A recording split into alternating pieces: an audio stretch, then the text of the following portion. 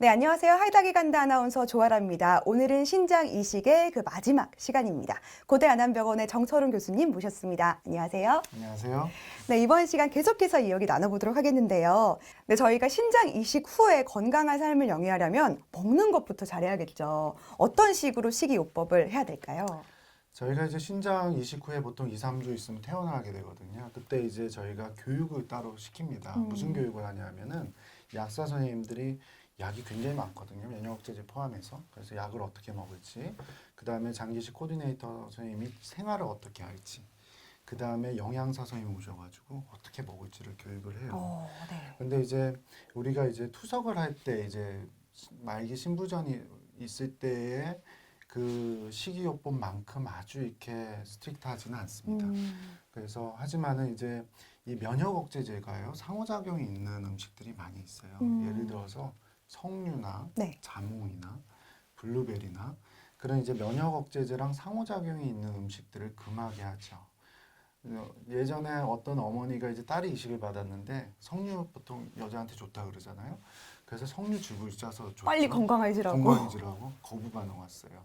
거부 반응이 오면 어떤 식으로 반응을 해요? 거부 반응은 보통 이제 우리가 그 신장 기능이 어느 정도 망가져도 저기 증상은 없기 때문에 우리가 주기적으로 크레아티닌 첫 시간에 말씀드린 크레아티닌을 체크를 하거든요. 이게 올라가게 되죠. 네. 그럼 조직 검사에서 그 컨펌을 하게 되는데요. 네. 어쨌든 그런 그 면역 억제제랑 상호작용이 있는 음식들을 주의하셔야 되고요. 나머지들은 우리가 소위 건강식 한다 그러잖아요. 네. 콜레스테롤을 덜 먹고 그다음에 이런 건강한 현미밥을 먹고 왜냐하면 이 면역 억제제 자체가 또 당뇨를 유발할 수도 있습니다. 그래서 당뇨를 유발하게 되는 탄수화물을 좀 줄이라고 말씀을 많이 드리죠. 그러한 몇 가지 이제 식이요법을 해야 되는 것들이 있지만 그래도 투석할 때만큼 이렇게 음식을 가려 먹지는 않습니다. 투석할 때는 어떻게 먹나요? 투석할 때는 인산이 많이 들어있는 음식이나 아니면 고단백질 음식을 많이 금하게 하고요. 그 다음에 저기 물을 많이 못 먹잖아요. 왜냐하면 소변이 안 나오니까 물을 많이 먹을수록 몸무게는 늘어나기 때문에 그런 이제 음식들을 금하게 되죠. 그 다음에 칼륨이 많은 음식도 먹으면 안 되고. 그럼 굉장히 많거든요. 칼륨 많은 음식, 인삼 많은 음식이 뭐 고기에도 있고 물고기, 생선에도 있고 그런 것들을 다 가려 먹게 하죠. 근데 이제 이식할 후에는 몇 가지는 있지만 그렇게 식이요법이 중요하지는 않습니다. 그렇게 타이트하진 않고 네, 그 타이트하진 전보다는. 근데 이제 또 다른 주의사항도 있을 것 같아요. 면역이 떨어지니까 남들보다는 또 질병에도 취약할 것 같고 그런데요. 사람 많은데 막 가고 이러면 안 되나요? 그 이식 초기에는 면역 억제제를 굉장히 강하게 쓰기 때문에 면역이 굉장히 떨어지게 되죠. 그래서 이식 초기에 보통 한 6개월 이내에는 사람이 많이 모이는 곳은 가지 않게 합니다. 영화관이나 아니면 대면으로 일을 하시는 분들이 있잖아요. 뭐 이렇게 보험 설계사나 뭐 그런 분들은 저희가 가능하면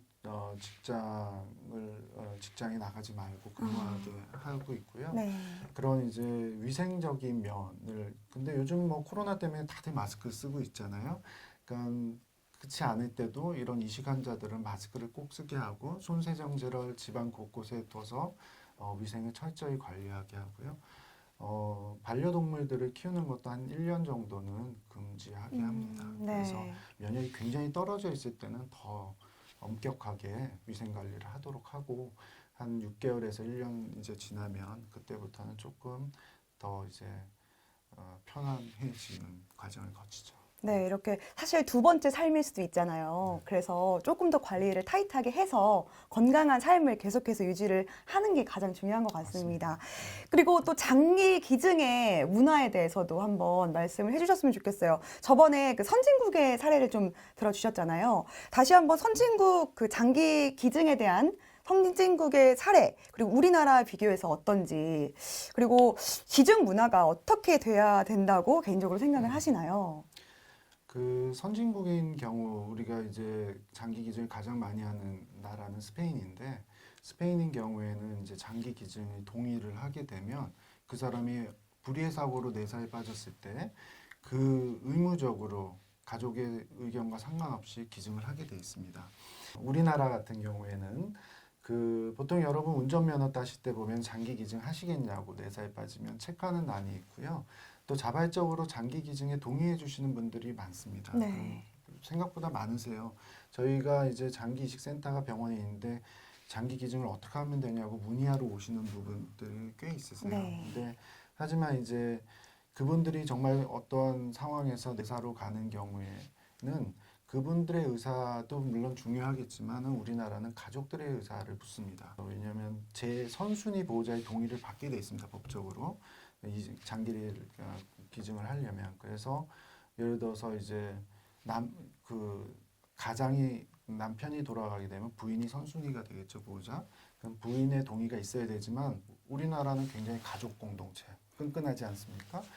그 가족들의 의견을 무시할 수가 없거든요. 그렇죠. 그래서 그런 이제 과정들을 거쳐야만이 이 장기 기증까지 이어지게 됩니다. 그래서 내사자를 발굴하는 거는 굉장히 높은 수준에 올라와 있지만 거기에 기증률은 굉장히 30% 이하로 떨어져 있습니다. 평상시에 정말 장기 기증하고자 하는 의사가 있으신 분들은 가족분들한테 그것을 그냥 본인만 사인하는 것이 아니라 가족분들한테 내가 혹시라도 어떤 상황이 닥치면 내가 장기를 기증하고 싶다라고 말씀을 해두시면 그것들이 이제 나중에 가족들이 결정하는데 굉장히 많은 영향을 줄 수가 있거든요. 네. 그래서 그렇게 하시면 될 것 같고요.